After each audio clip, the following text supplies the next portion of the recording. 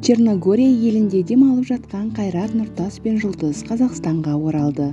Бұл туралы Жұлдыз Әбдікәрімова өзінің Instagram парақшасына жариялады. Сонымен қатар Жұлдыз Әбдікәрімова Черногория елі туралы өзі білген деректермен бөлісті. Елдің бәрі жақсы, өз елін бәрінен жақсы, елдеміз. Черногория туралы қызықты деректермен бөлісейін. Бұл елдің атауы Черные горы деген сөзден шыққан. Расымен таулы мемлекет, тіпті ең биік құздың өзіне жол салып тастапты. Халық саны 600 мыңға жуық. Мұнда Еуропадағы ең бойшаң адамдар тұрады екен. Бойларының орташа ұзындығы 183 сантиметр. Отбасы құндылықтары қатты сақталады екен.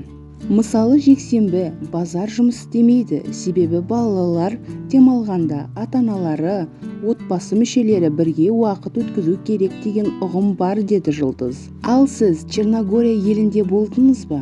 Егер видео ұнаса, лайк басып, видео астына өзіңіздің пікіріңізді жазуды ұмытпаңыз. Видеоны ұсынған Ice KZ каналы.